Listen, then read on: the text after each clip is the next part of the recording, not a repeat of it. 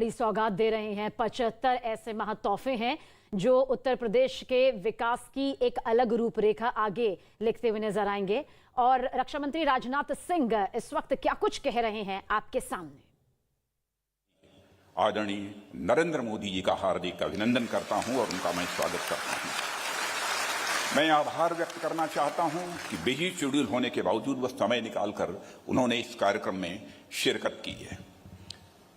देश के अन्य राज्यों से आए सभी शहरी विकास मंत्रियों का भी और साथ ही साथ अपने शहरी विकास मंत्री श्रीमान हरदीप सिंह जी पुरी का भी मैं अपने संसदीय निर्वाचन क्षेत्र में हार्दिक स्वागत करता हूं, अभिनंदन करता हूं। प्रदेश की राजधानी लखनऊ में शुरू हो रहा यह 3 दिवसीय अर्बन कॉन्क्लेव एक तरफ अर्बन डेवलपमेंट की अब तक की उपलब्धियों को जनता के सामने ला रहा है, तो दूसरी ओर अर्बन डेवलपमेंट के फ्यूचर रोड मैप का भी यह माध्यम बनने जा रहा है, ऐसा मैं मानता हूं। मैं मानता हूं कि लखनऊ में इस अर्बन कॉन्क्लेव का आयोजन इस शहर के साथ साथ भारत के सभी राइजिंग एंड अपकमिंग सिटीज की एक नई तस्वीर बनाने में भी सहायक सिद्ध होगा। प्रधानमंत्री जी ने न्यू इंडिया का एक सपना देखा है और उसे मूर्त रूप देने के लिए दिन रात अथक परिश्रम करते हुए वे मिशन मोड में इस समय काम कर रहे हैं और उनका यह स्वप्न मित्रों साकार होते हुए हिंदुस्तान की जनता देख रही है। और जब स्वयं प्रधानमंत्री जी इस कार्यक्रम का आरंभ कर रहे हैं तो यह बात और अधिक मायने रखती है, क्योंकि अर्बन प्लानिंग का जो विजन और मिशन उनके पास है, उस आधार पर शहरी क्षेत्रों का कॉम्प्रिहेंसिव डेवलपमेंट यानी समग्र विकास हो रहा है। मुझे याद है कि किस तरह उन्होंने गुजरात का मुख्यमंत्री रहते हुए अर्बन प्लानिंग पर बहुत अधिक फोकस किया था। भूकंप से तबाह भुज और प्लेग से पीड़ित सूरत शहर की सूरत बदलने में उनकी जैसी महत्वपूर्ण भूमिका रही है, आज पूरे गुजरात में ही नहीं सारे देश में उसकी सराहना आज भी होती है। साथियों, भारत की नगरीय परंपरा अत्यंत प्राचीन है। हमारे देश के लिए अर्बनाइजेशन कोई यह नई बात नहीं है। हड़प्पा व मोहनजोदड़ो के शहर आज से 4000 वर्ष पहले पूरे विश्व के अग्रणी अर्बन सेंटर्स माने जाते थे। मौर्यकालीन पाटलिपुत्र हो या गुप्तकालीन उज्जैन हो, भारत की सतत जीवंत रही नगरीय विरासत को ये परिलक्षित करते हैं। उत्तर प्रदेश में सम्राट हर्षवर्धन का कन्नौज और इटर्नल सिटी ऑफ ईस्ट कही जाने वाली भगवान शिव की नगरी काशी हमें अपने अर्बन ट्रेडिशन की याद दिलाते हैं। यह सच है कि कालांतर में अर्बनाइजेशन कुछ कम हो गया था।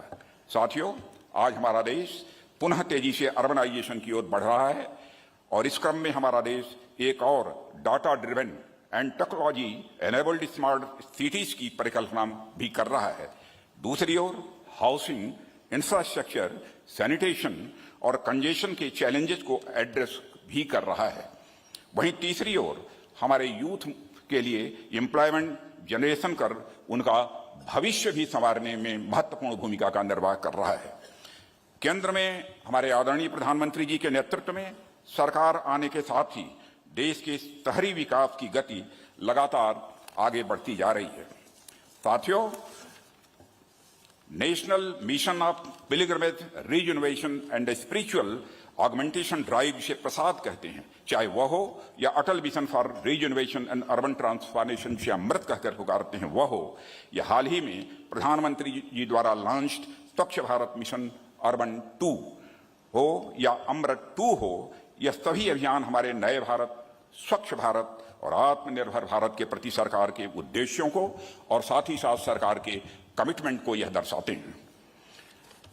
साथियों, नीट एंड क्लीन और वाटर सिक्योर्ड सिटीज, सभी के लिए आवासीय सुविधाओं वाली सिटीज, न्यू कंस्ट्रक्शन टेक्नोलॉजी वाली सिटीज, इसके साथ साथ सस्टेनेबल मोबिलिटी और लाइवलीहुड अपॉर्चुनिटी प्रदान करने वाली सिटीज का डेवलपमेंट हमारी सरकार का यह प्रमुख उद्देश्य है।